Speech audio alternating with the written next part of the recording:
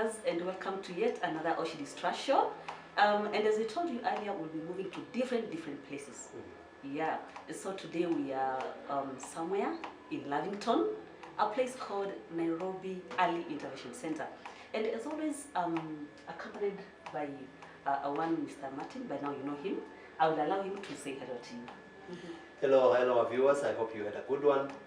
Yeah, here we are, like Marina said, we are in Lavington Green. Lavington Green. Yeah, this is where we came.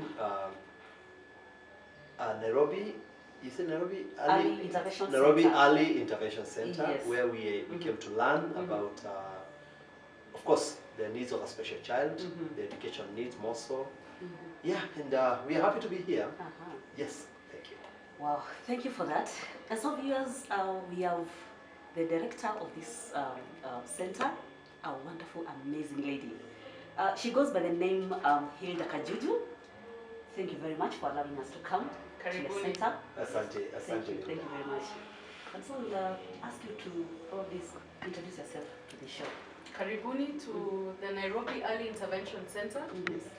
My name is Hilda Kajuju, a co-director and a parent of a special needs child.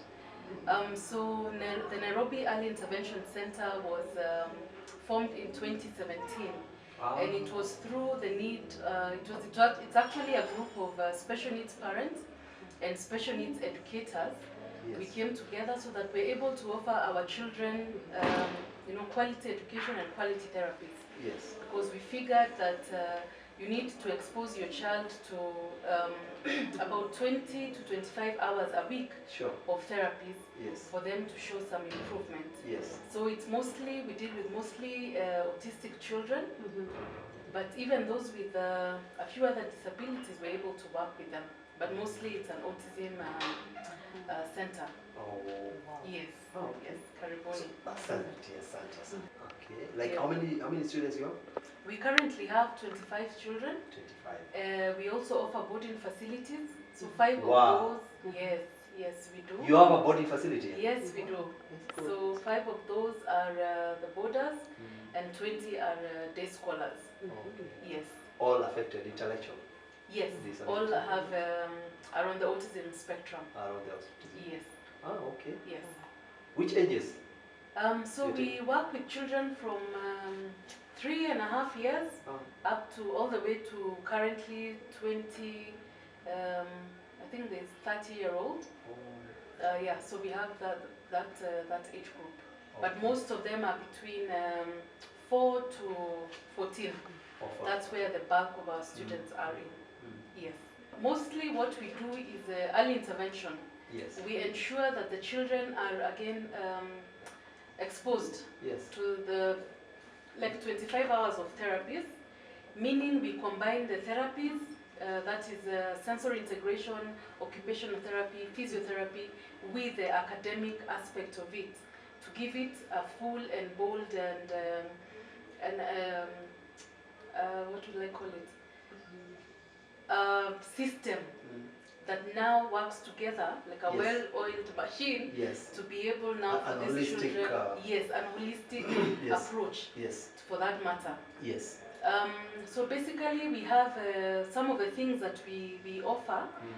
We do the special needs education, we do occupational therapy, physiotherapy, we do now assessment to be able to know where we place or where your child, the gaps they have and what they need. Yes.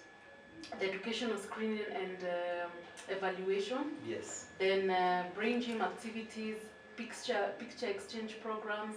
We have children, most of them are not verbal, but doesn't mean that they cannot communicate or understand. Yes. So we also have AAC.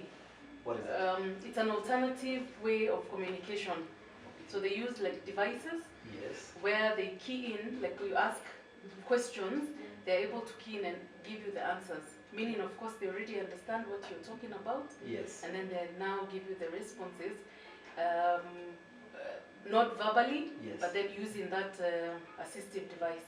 Oh, okay. So a typical day, when they come here in the morning, we do brain gym activities. activities that now help to jog the brain and jog the body to be able to get into the learning mode. Yes. So we spend about 30 to 1 hour of those sessions for every learner. Yes. Then we're able now to move back to classes. We also have one-on-one sessions with each of the learners based on where they are. We do individualized educational plans, so it's not a wholesome, it's not like a jumla for the learners. So every learner we know they're tailored. Yes, it's tailored for each learner. For an individual. Yes. Yes. Another key success that we have experienced is the low teacher to learner ratio. It's 1:2. Oh. So we find that the learner is getting one-on-one treatment and one-on-one attention from the teacher to be able to now inseminate what every part is wants to bring out. Wow. Yeah. That's beautiful. That means you must have very well trained staff. Dedicated. We do have well-trained staff. Yes. We also have who are very dedicated and very loving towards the children. Yes. We are revamping the system also because we are having a program where we're taking our teachers, some of the teachers, to get knowledge and training from an institute in India called Neurogen Brain and Spine Institute. Wow. Then it's tremendous. We will be able to have that. So we are really excited about that. Yes. Because also they will learn. Yes. And we'll be able to give our children the best. It's like an exchange program. Yes, sort of. Yes. So that continuous learning and engagement is what we are proud and happy to be offering our children here. Oh, that's cool. That's cool. There's something I picked when you were doing the introduction. Yes. That you're not only a co-director, you're also a parent to a child who is living with disability. If you can please touch on that. So I'm a mom to Jabali. Jabali is currently 9 years. He's a special needs child. He has a hearing impairment. So at age 5 we had him implanted with an implant, call it a bone bridge.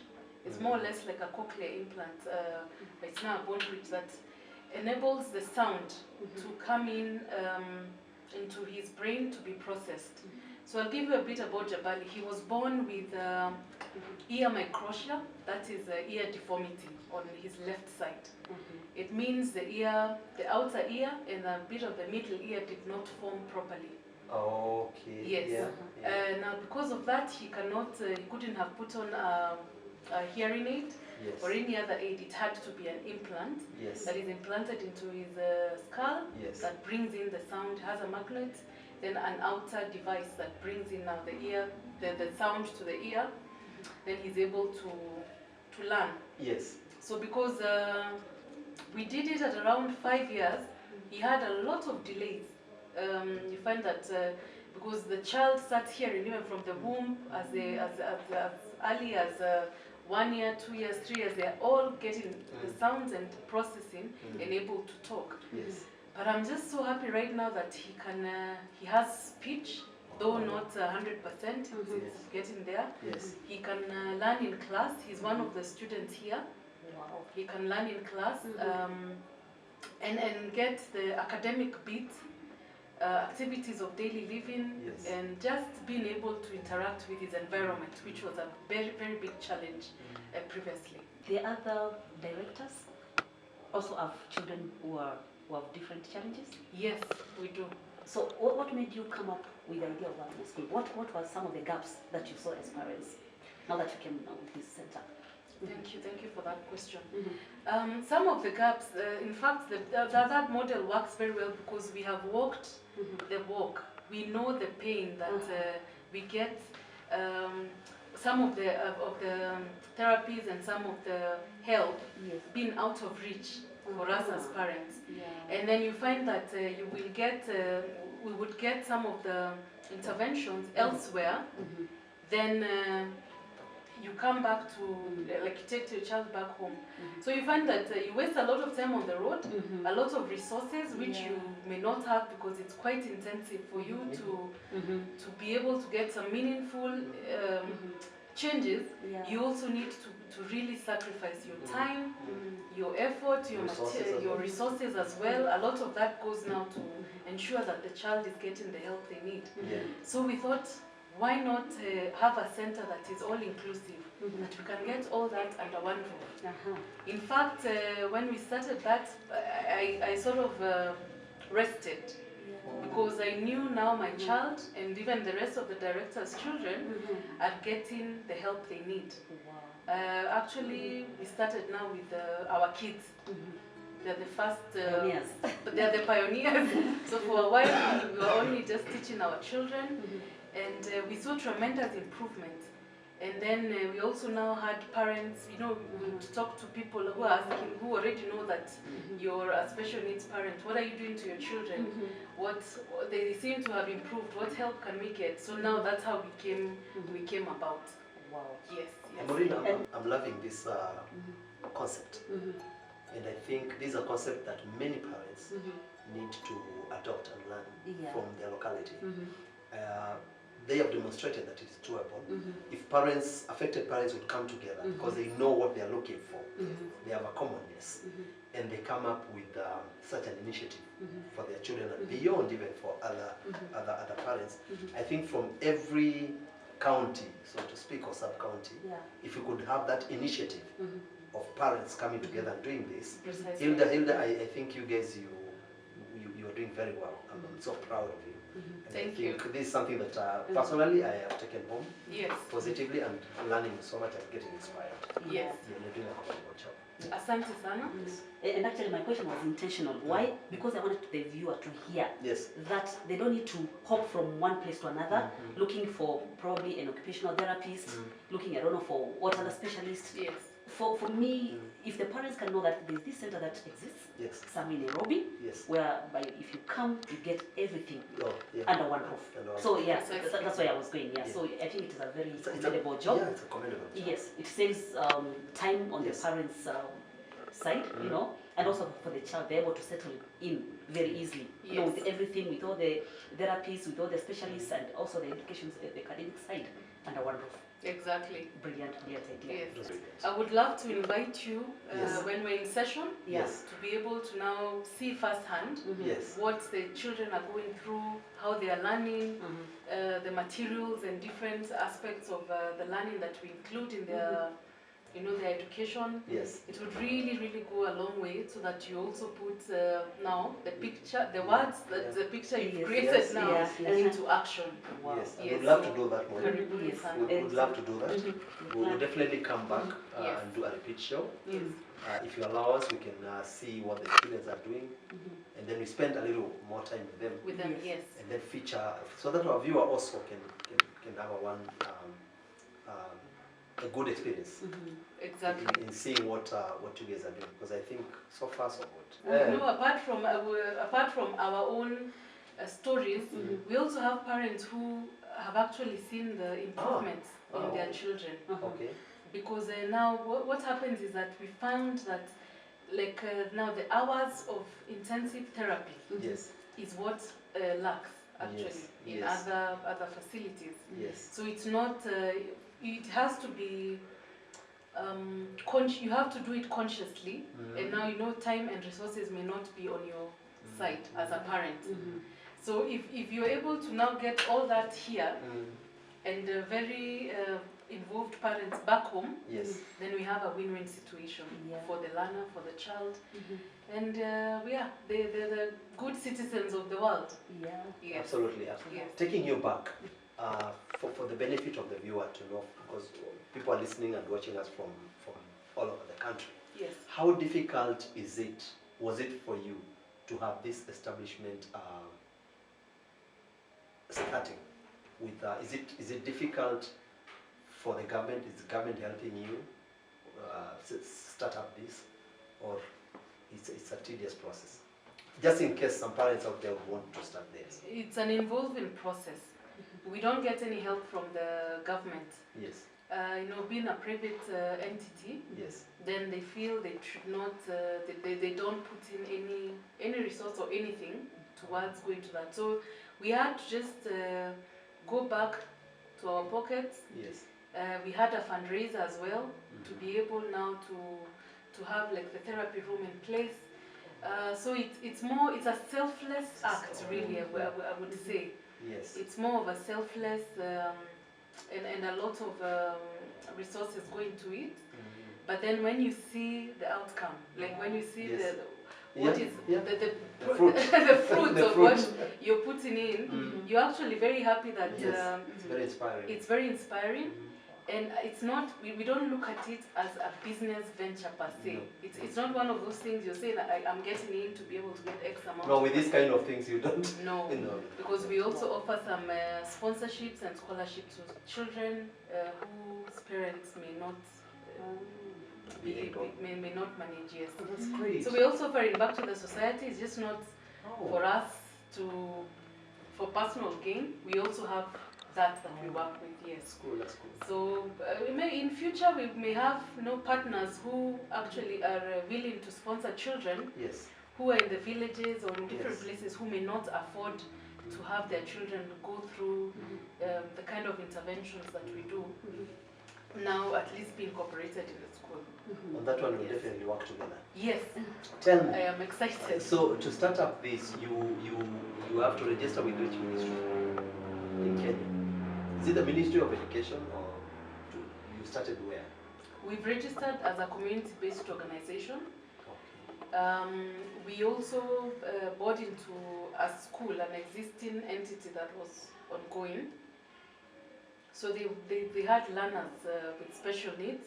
So they had already, that had already been set up and registered. Okay. So they also registered with the Ministry of Education. Okay. Though we are not offering the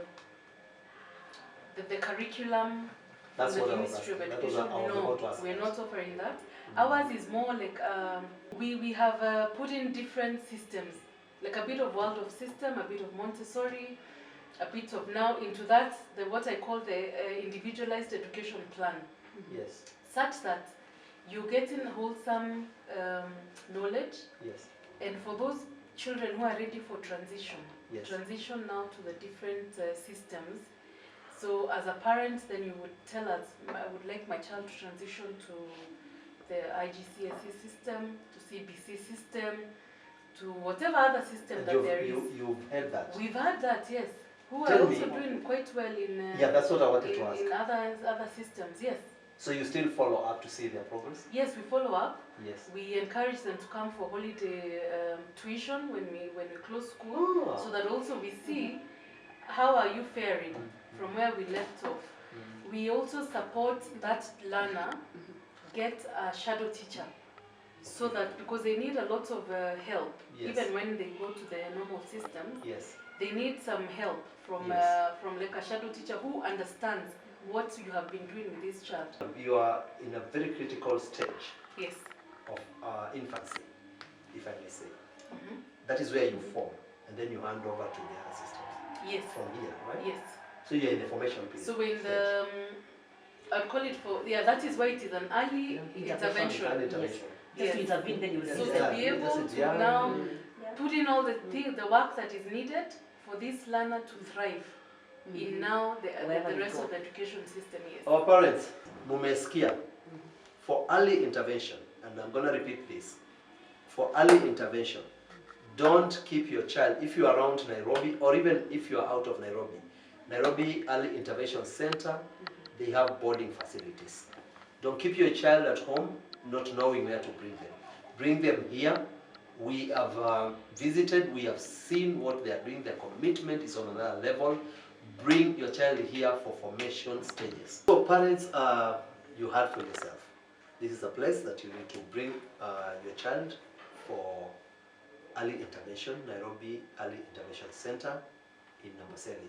We are here and we have seen what they do, and congratulations, Hilda, for Thank you, Martin. what you're doing. This is great. And tell us, in the interest of time, so what else do you do? You can tell our viewers actually, and, and where you are. You can even tell them where you are. Yes. As part of the co-curricular activities, we have music, we have swimming, it's part of the curriculum. Yes. We also are going to introduce horse riding, cooking, Yes.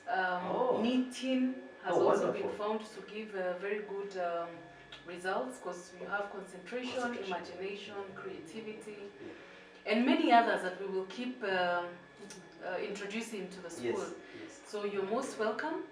We are in Lavington, Amboseli Gardens. Yes. The school again is Nairobi Early Intervention Center. Yes. You can reach us on, can I give them my number? Yeah, go give it.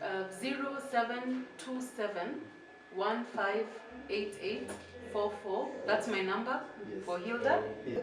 The school number is 0769 136 505. Email address is you can reach us on admin@Nairobi Early Intervention Center, one word.org. So for today, I would love to take you up to the music room, where you will meet Teacher Joan, who does music for our children from Music of Color. Yes. Music of Color. So karibuni sana, and I'm looking forward to hosting you back when we will go around the school and show you various activities that we do. Thank you so much. We'll definitely come back for a pitch. And just before you go away, I am sure there's a question that most of the viewers are asking. Yes. Without mentioning the prices, don't quote me price. Yes. But do you think this center is affordable? It is affordable. I think for what we are offering, it is affordable, and I can authoritatively say that we are offering value for money. Okay. Great. Yes.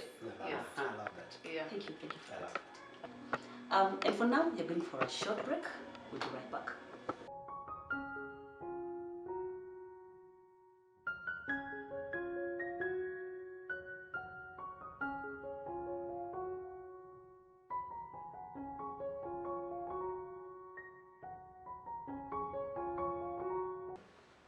Hello viewers, and welcome back to our show. Remember, we are still at the Nairobi Early Intervention Center, and right now we've been joined by a wonderful, amazing lady by the name Joan Karanja. Joan Karanja is the founder and the trainer for Music in Color. Yes. But I will not talk for her.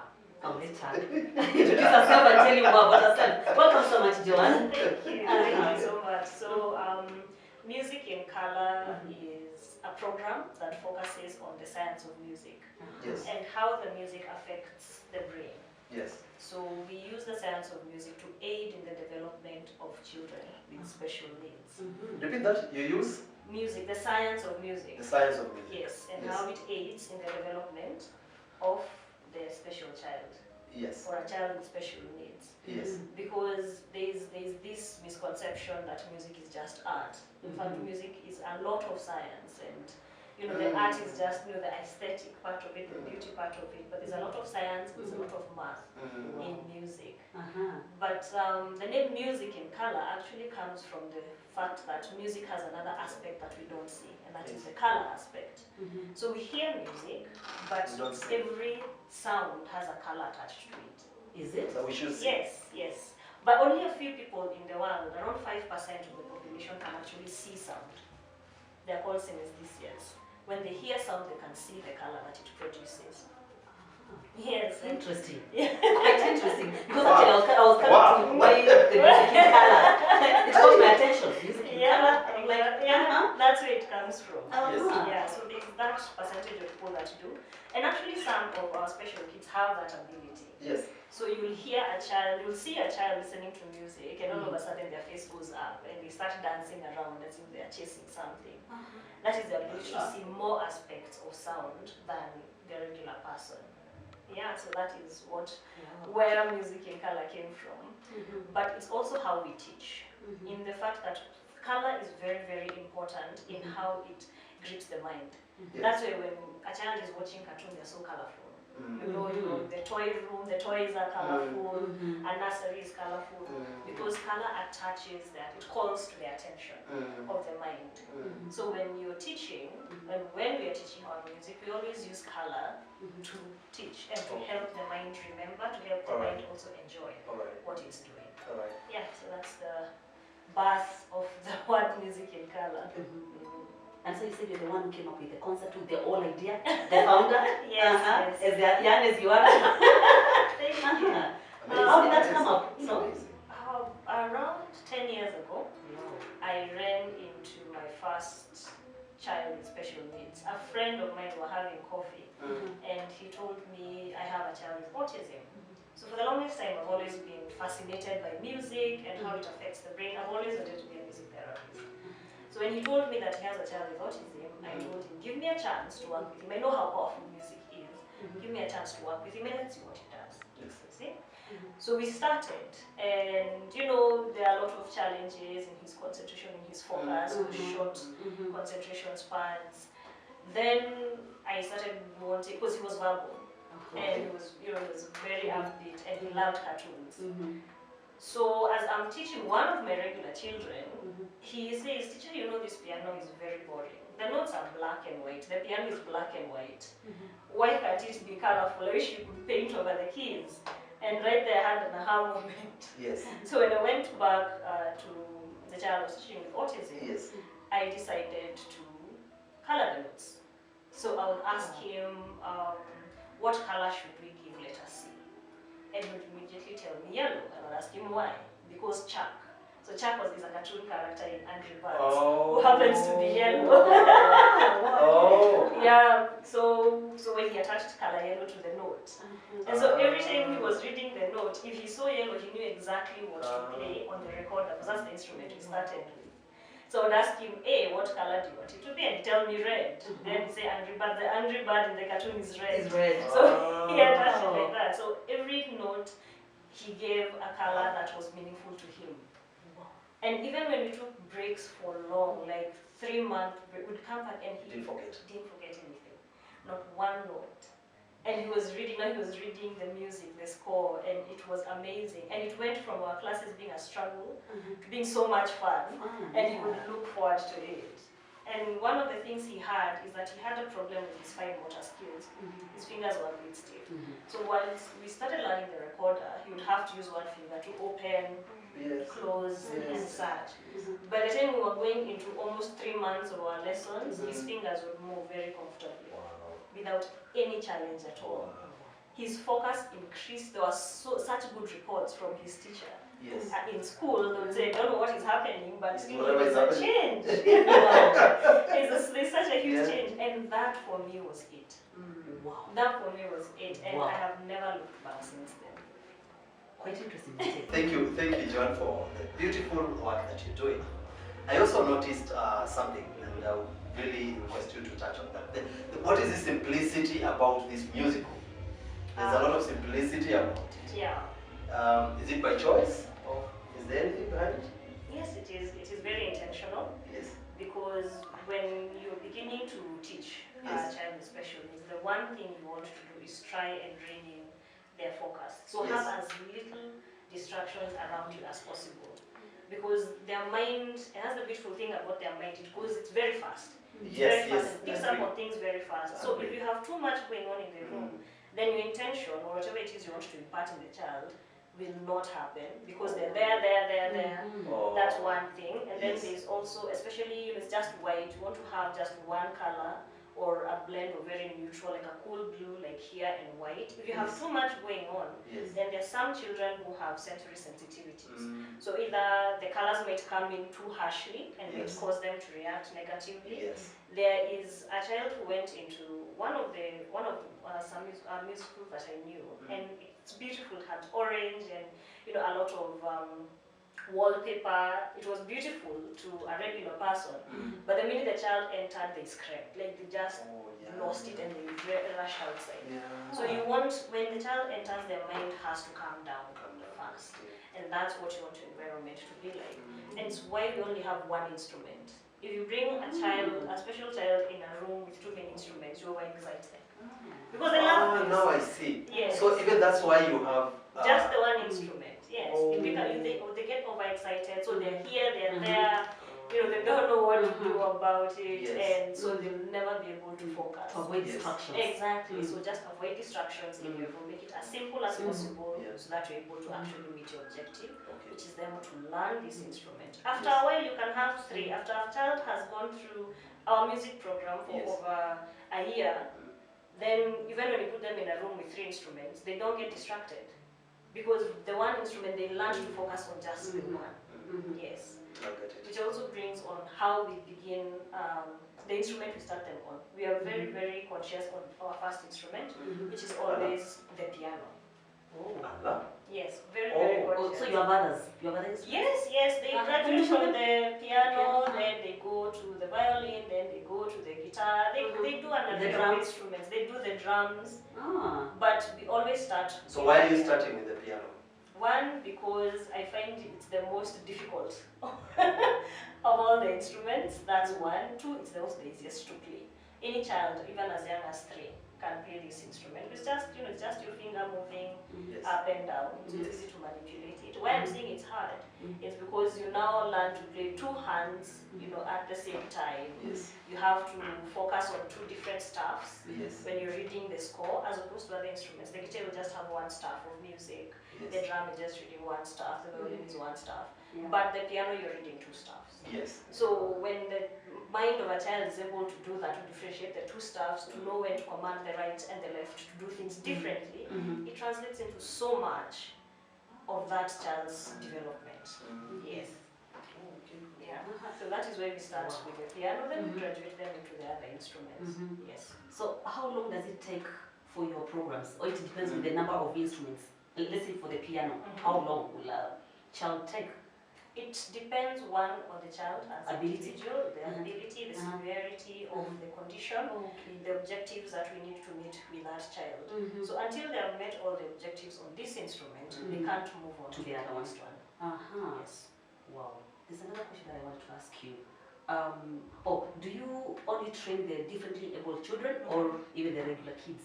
We also have regular kids. We have noticed that our way of teaching works so well with across board, but we specialize with children with special needs. That is our specialty. Yes. But if we have regular kids who come in, we still teach them the very same way. Because the ability, the fact that a child with special needs is able to understand, love, and remember, what it is that they are playing. When it goes to the regular child, we just have so much fun. Because it's colors, it's play, and that's the thing about the brain. If you force it to learn something, it will fight. But if you make what it is learning fun, it will embrace and it won't let go of. And that is why teaching music in a fun way is so, so important. Because everything else we learn, yes, it's important, but this is the very first thing we learn, even before we are born. Music is the first thing we interact with while we're in our mother's womb. It's the first thing that teaches us how to learn. It's what teaches us our words, A, B, C, D, E, F, G, it's in song. That's how children learn. So when you take it away, yet it is our first teacher, I find that being very, very bad. And we like it because it's fun. The brain eats off it. And also the fun fact about music is that it goes to every single part of the brain that has been so far mapped out by neuroscientists effortlessly. It doesn't ask for permission, it just goes. That's why it's very easy to change your behavior based on the music that you listen to. Very true. Yeah, because it goes right into your subconscious. So even in teaching, if you do it in a fun way, then the child learns and they get all the benefits of music, which are so many, we can't even exhaust them in this show. Wow. Yeah. Wow. And John, it will also be very important for the parents to know, or for our viewers to know. Are you only based here in this center, or do you have trainers, spread all over the country or in other places? You can tell us more. Yeah, our program is actually based where we are needed. We found it very important to be where we are needed, because there are very many amazing institutions like this around the country.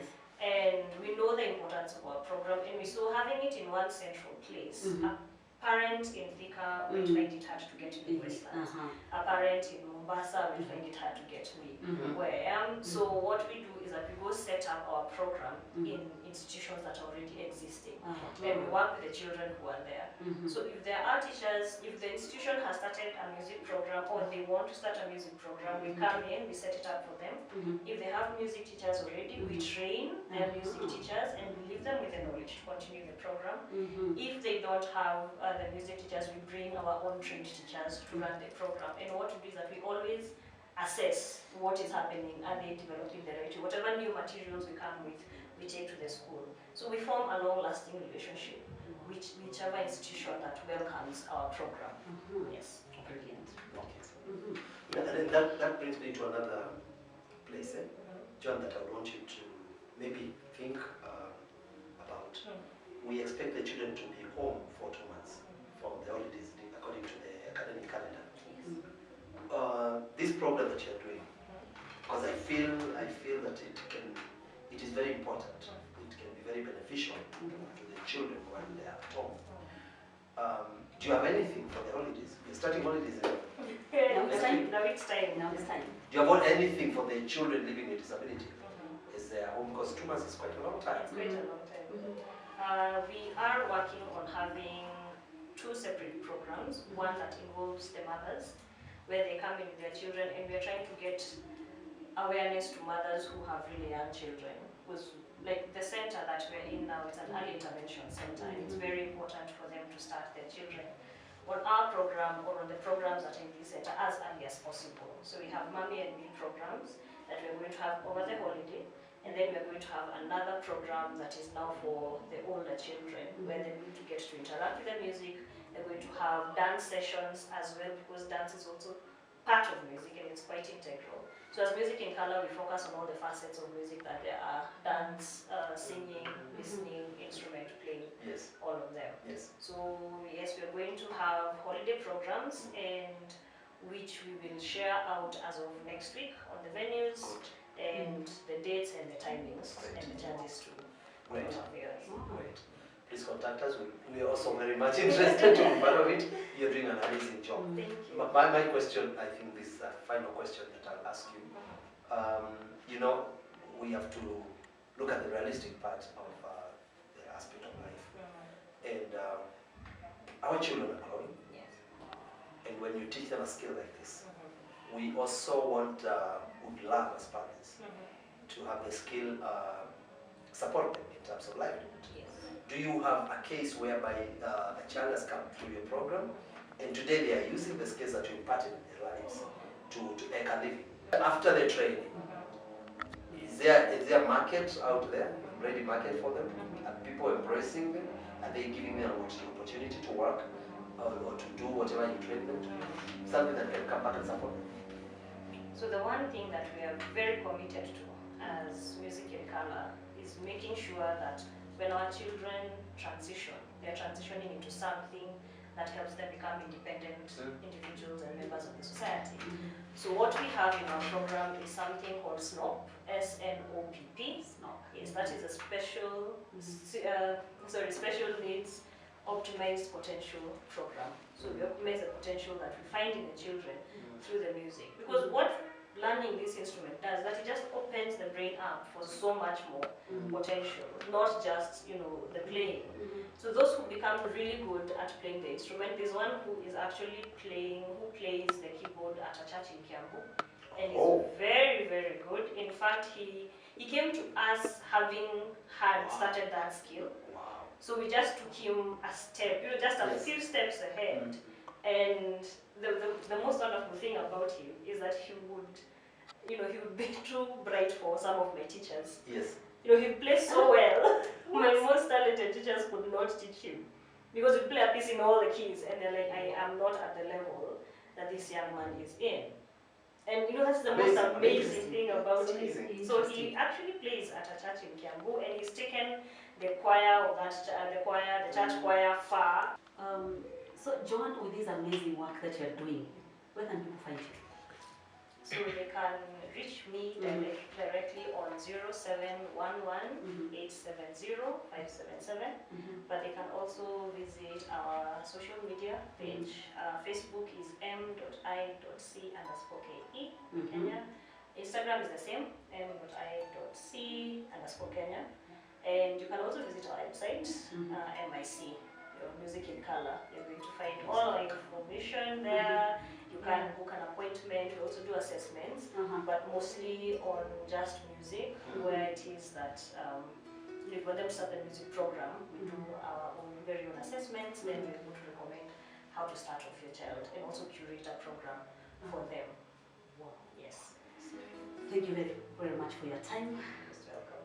Yeah, Thank you know, for taking the having time. me. For taking time to take us through this interesting topic.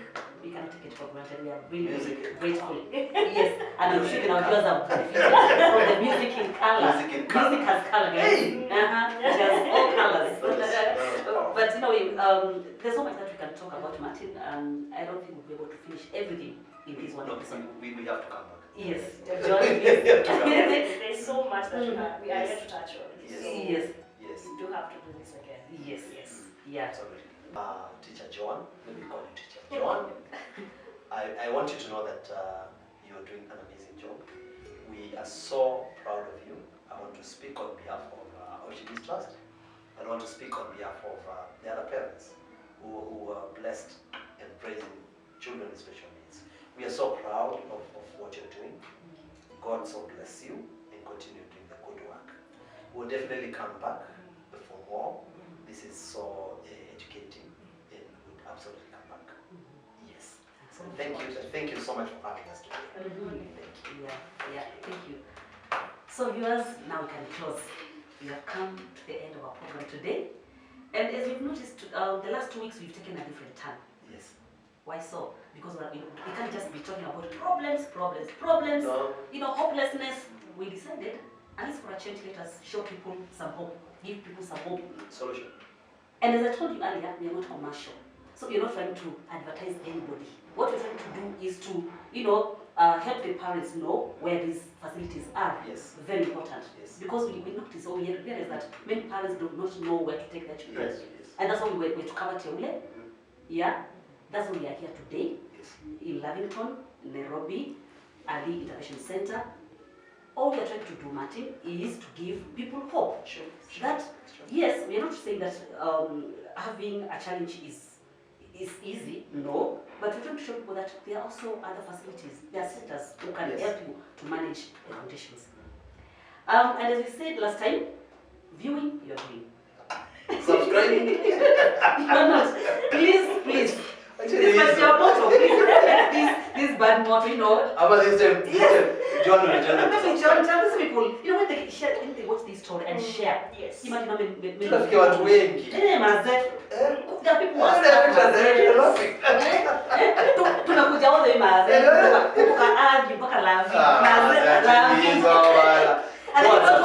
Go and subscribe, comment and like. And by the way, you'll be participating in what we do. You'll be helping another person, another parent. Share this thing, comment and like and subscribe to Auschidys Trust Show. That's all Maureen is asking. Yes. Ama John, you just tell them that. Like Maureen said, to subscribe to subscribe. Otherwise, you all the way to love him as share.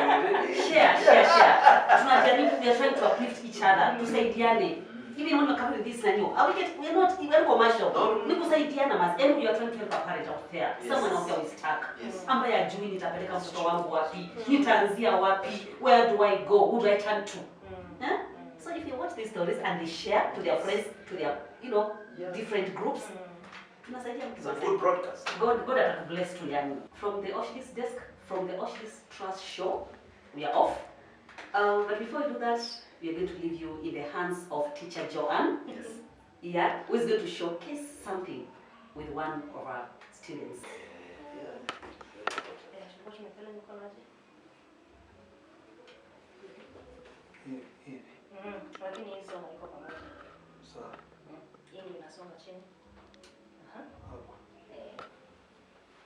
So, unaanza wapi?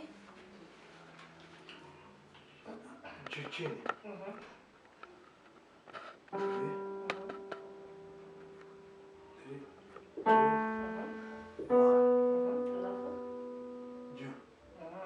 Chini, unasoma huku juu.